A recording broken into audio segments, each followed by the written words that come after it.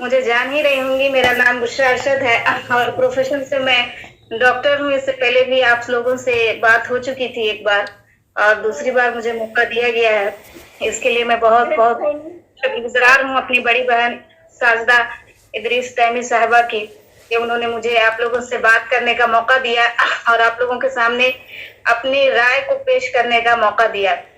سب سے پہلے ہم اللہ تعالیٰ کی تعریف اور اللہ تعالیٰ کی بزرگی بیان کرتے ہیں، جس کی ذات نے ہمیں موقع دیا کہ ہم اس بابرکت مہینہ میں داخل ہوں، اور اپنے گناہوں کے باوجود، ہمارے گناہوں کے باوجود اللہ نے ہمیں یہ موقع دیا ہے کہ ہم جی۔ تو ہم لوگ کا ٹاپک ہے کہ رمضان کے مہینے میں ماؤں کی روٹین کیسی ہونی چاہیے، جو جن ماؤں کے بچے ہیں، چھوٹے بچے بڑے بچے، تو ان کی روٹین کیسی ہونی چاہیے کہ جو رمضان کا مہینہ ہے اس میں ہم زیادہ سے زیادہ فائدہ حاصل کر سکے،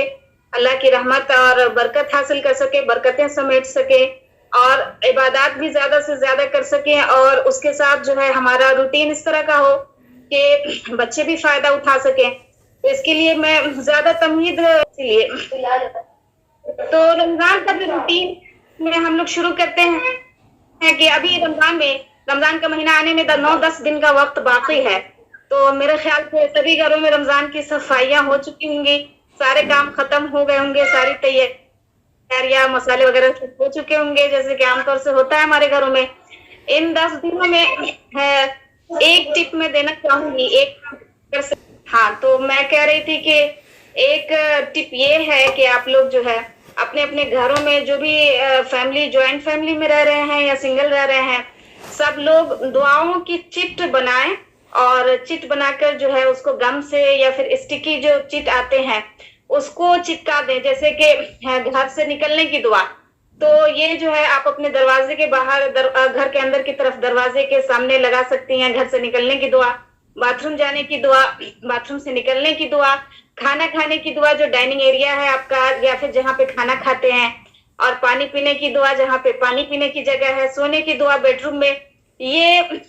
میرے خیال سے بہت فائدہ مند ہوتا ہے چھوٹے بچوں کو سکھانے کے حوالے سے، اور ہم لوگ بھی بہت بار دعاؤں کا اہتمام نہیں کر پاتے ہیں تو یاد نہیں رہتا ہے، تو اس طرح سے لکھ کے چپکا دینے سے نظر پڑتی ہے تو پھر یاد آ جاتا ہے۔ یہ چیز میں نے ٹرائی کیا تھا پچھلے سال سے، اور الحمدللہ اس کا بہت فائدہ ہوا ہے، بچوں کو یاد رہتا ہے، خود ہم کو بھی یاد رہتا ہے تو پڑھ لیتے ہیں۔ تو ابھی 10 دن کا وقفہ ہے، یہ ہم کر سکتے ہیں۔ اس میں کرنے کا کام یہ ہے کہ ہم جو ہے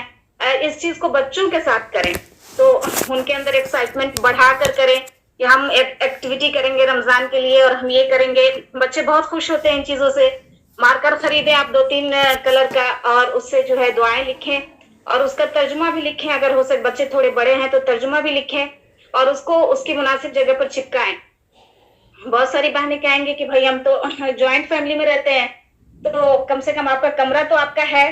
وہاں آپ کر سکتی ہیں، اور کمرے سے باہر بھی اگر آپ ایسا کریں گے تو مجھے نہیں لگتا ہے کہ گھر والوں میں سے کسی کو کوئی اعتراض ہوگا اس بات پہ۔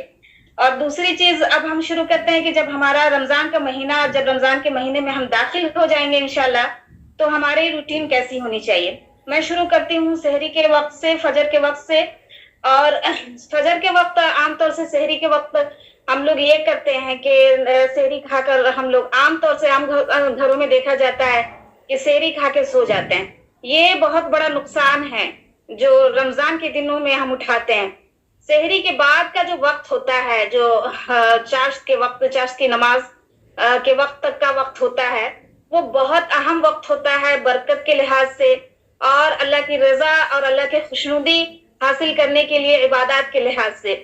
تو سحری کرنے کے بعد سوئے نہیں، سحری کرنے کے بعد آپ فجر کی نماز تو پڑھتے ہیں سب، اس کے بعد اگر آپ کے بچے چھوٹے ہیں یا بڑے ہیں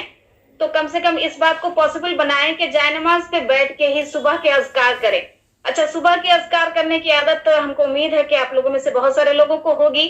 جن کو نہیں ہے وہ اذکار جمع کر لیں، دعائیں جمع کر لیں اور اس کو یاد کر لیں، اور اس 10 دن میں جو ہے اس کی روٹین بنانے کی کوشش کریں۔ اور یہ بھی ہو سکتا ہے کہ آپ اس کو ایک ڈائری میں لکھ لیں اور اس کو جائے نماز پہ لے کے نماز شروع کریں، اور بیٹھ کے پھر سارے اذکار کریں جائے نماز پہ۔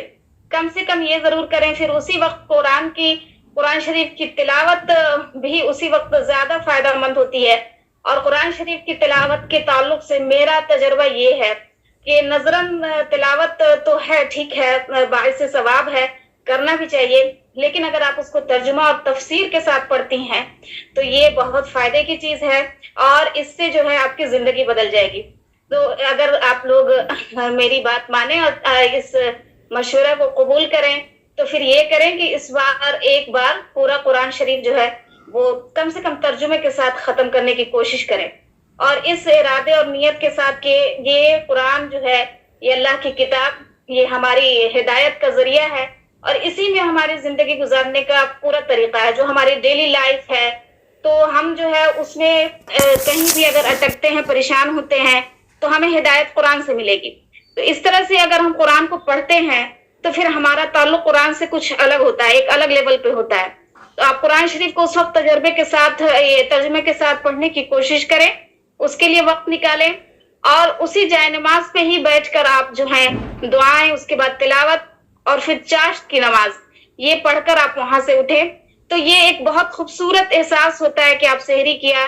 آپ نے سحری کیا، اور پھر اس کے بعد نماز پڑھی، پھر آپ نے دعائیں پڑھی، پھر آپ جو ہے جائے نماز پر ہی رہے اور دعائیں پڑھتے رہیں، دعائیں کرتے رہے اپنے لیے اور اپنے گھر والوں کے لیے، اور یہاں تک کہ آپ نے چاشت کی نماز پڑھی۔ تو یہ صبح کا جو 1.5 گھنٹہ لگ بھگ، یہ جو آپ عبادت میں گزارتے ہیں اللہ کے لیے خاص،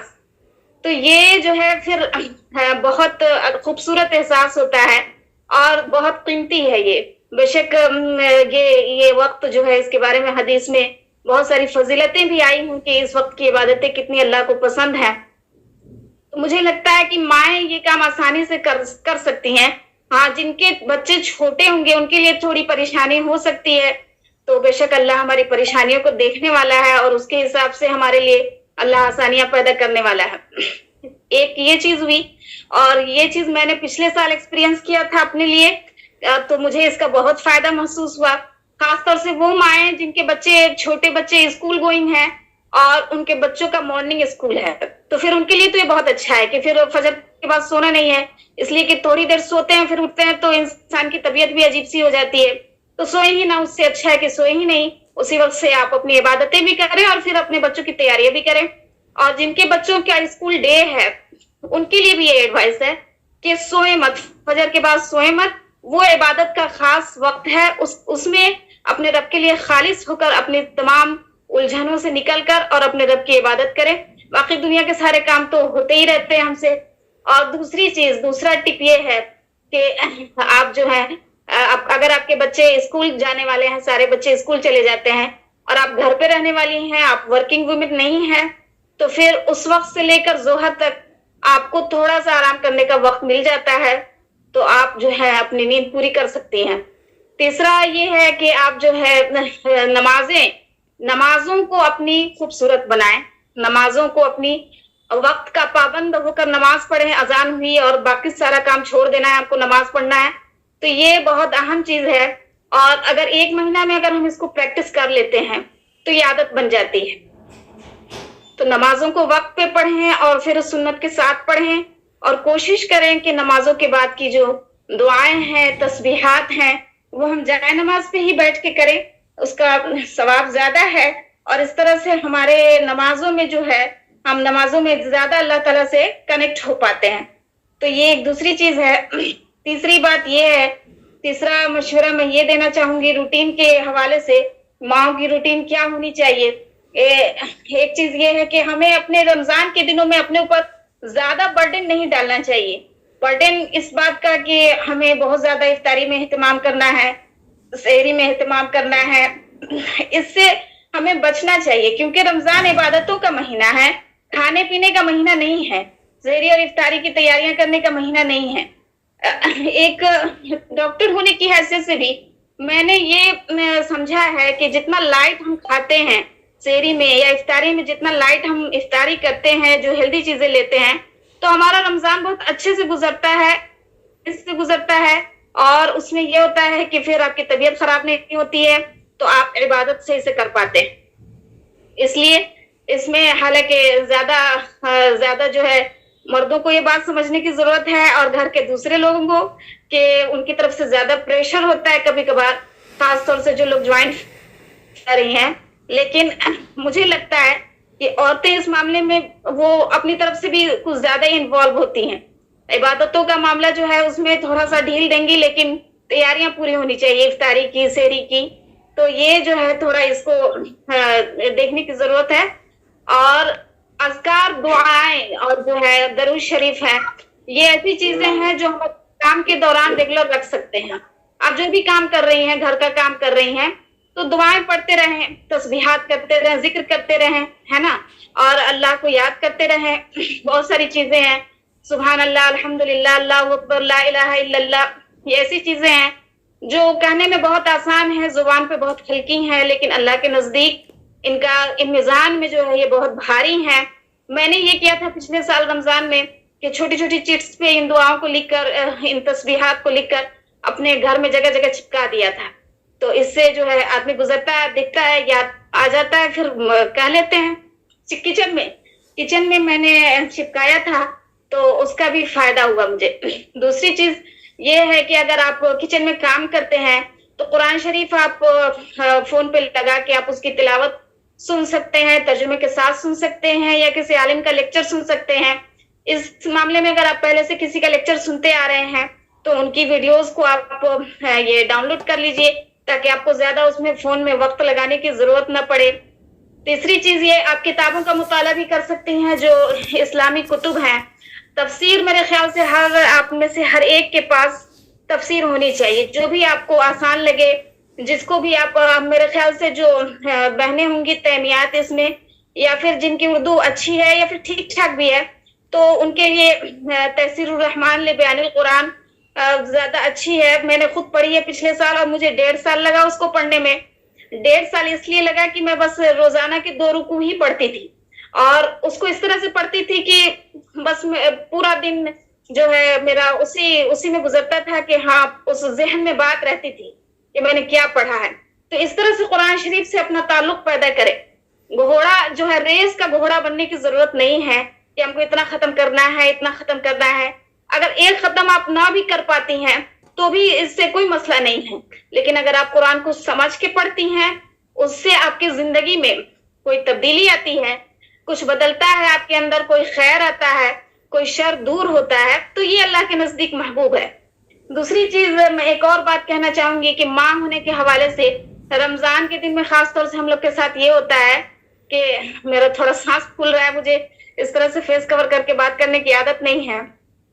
تو یہ ہوتا ہے کہ ہم بچوں کو لے کر بہت چڑچڑے ہو جاتے ہیں، بچوں کی شرارتیں برداشت نہیں کر پاتے ہیں، بچے سوال کرتے رہتے ہیں اور ہم جواب نہیں دے پاتے ہیں. حالانکہ ہمیں جو ہے اس رمضان کے مہینے میں بچوں کے اگر سوالوں کا ہی جواب دے دیں، جو ان کے معصوم سوال ہوتے ہیں، تو اس سے ان کے ذہن میں ایک بہت اچھی تصویر آئے گی اسلام کی، اور وہ بہت کچھ سمجھ پائیں گے. تو چھوٹے چھوٹے بچوں کے ساتھ، اپنے بچوں کے ساتھ ٹائم اسپینڈ کریں، بغیر چڑچڑے ہوئے. کاموں کا اپنے اوپر اتنا بوجھ نہ سوار کریں کہ اس کا غصہ بچوں کے اوپر نکالیں. اور عبادتوں کو بچوں کے ساتھ کیا کریں. جو ہم نمازیں پڑھتے ہیں، یا پھر جو بھی آپ تسبیحات اور ذکر پڑھ رہی ہیں، بچوں کے سامنے سے گزرے تو ذرا زور سے اس کو پڑھنے لگے. بچے جو ہے اس کو دہرائیں گے یا کم سے کم سنیں گے تو ان کے ذہن میں ایک بات بنے گی. تو یہ بہت امپورٹنٹ چیز ہے. دوسری چیز ہے کہ پورے رمضان میں آپ کو اپنا ایکسائٹمنٹ کا لیول بہت ہائی رکھنا ہے. اگر آپ بچوں کی ماں ہیں، بچے جو ہے جوش اور ولولہ دیکھتے ہیں پیرنٹس کا، اور یہ چیز ان کو بہت زیادہ متاثر کرتی ہے. تو آپ کے اندر ایکسائٹمنٹ ہونا چاہیے کہ یہ ہمارا آج اتنا روزہ ہے اور آج ہم یہ عبادت کریں گے. اچھا آج ہم نے جھوٹ بولا تو ہم معافی مانگتے ہیں، پھر ہم یہ عبادت کرتے ہیں. اچھا ہم آج ان کو ہم ایک مسکین کو کھانا کھلاتے ہیں. اس طرح سے مطلب جو بھی کر رہی ہیں آپ اس کو بچوں کے ساتھ خوب شیئر کریے، اور ایکسائٹمنٹ کے ساتھ شیئر کریے، تاکہ بچوں کو خوشی محسوس ہو کہ واقعی یہ رمضان کا مہینہ جو ہے یہ خوشیوں کا مہینہ ہے، اور اس میں مما خوش رہتی ہیں اور مما اس میں یہ کرتی ہیں. بچوں کے ذہن میں یہ چیز ہمیشہ کے لیے باقی رہ جائیں گی. تراویح کے حوالے سے ہے کہ ہماری بہت ساری بہنیں، زیادہ تر بہنیں ہم لوگ تراویح پڑھتی ہیں الحمدللہ. تو تراویح پڑھنے کے لیے بہت ساری عورتیں مسجد جاتی ہیں جہاں اس کا انتظام ہے، اور بہت ساری عورتیں گھروں میں پڑھتی ہیں. جو عورتیں گھروں میں پڑھتی ہیں، کیونکہ میں تو یہاں گھر میں ہی پڑھتی ہوں، تو ان کے لیے یہ مشورہ ہے کہ آپ اپنے بچوں کو ساتھ میں ضرور کھڑا کریں. ابھی 4-5 دن کا وقفہ باقی ہے. آپ گھر کا ایک حصہ ایک جگہ کوئی متعین کرے کہ ہم لوگ یہاں پہ تراویح پڑھا کریں گے, اس کو صاف ستھرا کرے, وہاں اسٹیکرز چپکائیں اور وہاں رمضان کے متعلق حدیثیں لکھ کر چپکائیں تراویح کے لیے. اور تراویح میں ہوتا یہ ہے کہ ہمیں جلدی جلدی ختم کرنا ہوتا ہے کہ بھائی اب لوگ کھانا کھانے آئیں گے, لیکن یہاں پہ تھوڑا سا وقفہ لینے کی ضرورت ہے. بیچ بیچ میں اگر آپ بشرا ایک منٹ, نمازوں کے بیچ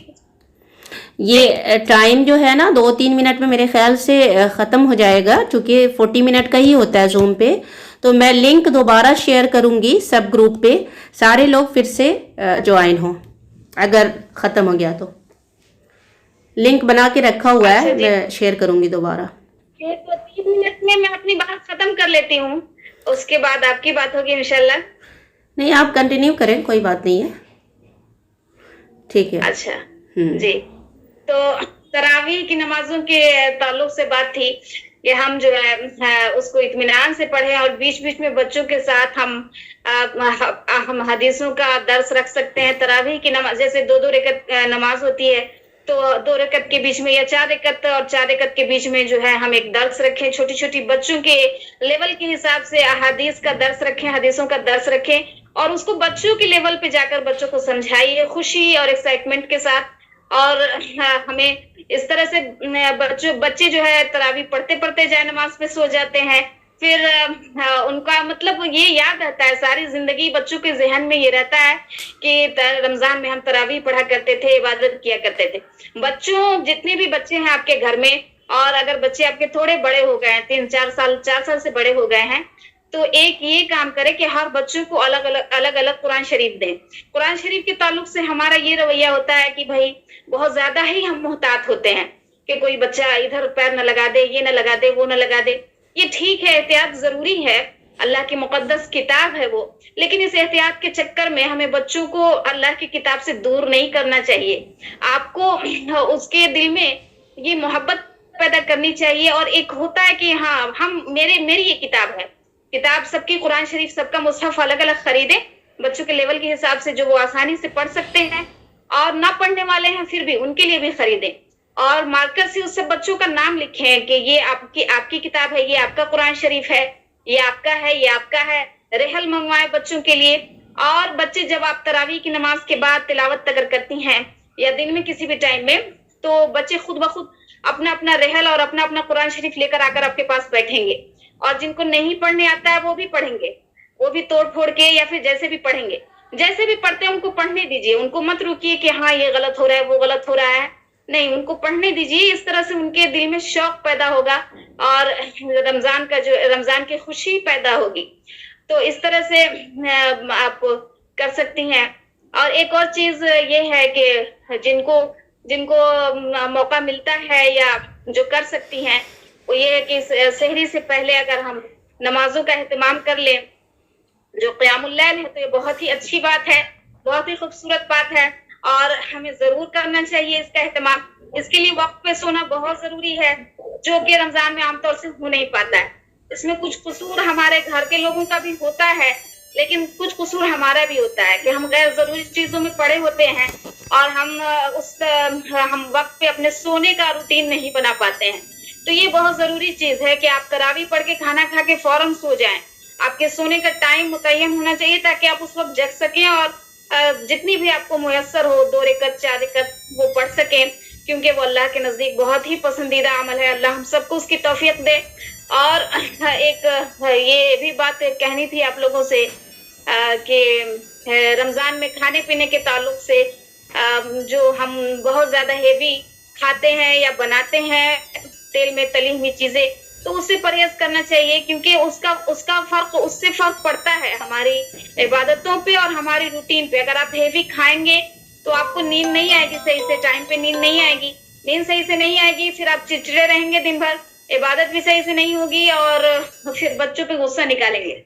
اور ایک اور چیز یہ ہے کہ جتنی بھی عبادت کریں, اگر آپ کم کرتی ہیں زیادہ کرتی ہیں, جتنی بھی آپ کو توفیق ہو, اس کو خوشی خوشی کریں, اور اس کو اس نیت کے ساتھ کریں کہ بے شک اللہ قبول کرے گا. اور اس میں جو ہے آپ کو شک نہیں ہونا چاہیے, اور یہ افسوس میں ہر وقت نہیں رہنا چاہیے کہ فلاں تو اتنا کر رہا ہے, ہم سے کچھ نہ ہو رہا ہے, یہ فلاں نے اتنا قرآن پڑھ لیا, ہم سے تو پڑھا ہی نہیں جا رہا ہے. ہم کو یہ لگتا ہے کہ آپ کے لیے ختم کرنے کا یہ جو رواج ہے، اتنا ختم ہونا چاہیے، میں نے اتنا ختم کیا، یہ تو ایک دوسرے سے شیئر نہیں کرنا چاہیے کہ بھائی آپ نے کتنا ختم کیا، کیونکہ یہ ہمارا اور اللہ کا معاملہ ہے. اس کی بجائے آپ ترجمہ کے ساتھ پڑھیں اور جو ہے اس چیز کو اپنی زندگی پہ لاگو کرنے کی کوشش کریں. جو ہدایت آپ کو قرآن سے ملی تو یہ زیادہ بہتر ہے. اچھا، بچوں کو جب قرآن آپ مصحف لے کر دیں تو ہائی لائٹر ضرور لے کر دیں. جو تھوڑے بچے ہیں، جو تھوڑے سے بڑے بچے ہیں، کہ وہ اپنی پسندیدہ پہ یا پھر کچھ بھی اس پہ ہارٹ کا نشان بنائے، ایموجیز بنائے. اس میں مجھ کو نہیں لگتا ہے کہ کوئی اس میں خرابی ہے. بچوں کو یہ احساس ہونا چاہیے کہ یہ میری بہت پیاری کتاب ہے، یہ میری فیوریٹ کتاب ہے، یہ میری کتاب ہے. تو یہ، اور آپ لوگ بھی اپنے اپنے پاس مارکرز اور اسکیچز ضرور رکھیں. قرآن شریف میں آپ کو جو چیز بہت آپ کے دل چھو جاتی ہے اس کو ضرور نوٹ کریں اور ڈائری لکھا کریں. جیسے میں نے پہلے بھی کہا تھا کہ اپنی اپنی پرسنل ڈائری ضرور لکھیں. اچھی سی خوبصورت سی ڈائری اپنے لیے مارکیٹ سے خریدیں، اس پہ اچھا سا اپنا نام لکھیں اور وہ آپ اس کو ضرور لکھیں اور اس کو پڑھیں. وہ بہت اہم چیز ہوتی ہے ہماری پرسنالٹی کے ڈیولپمنٹ میں.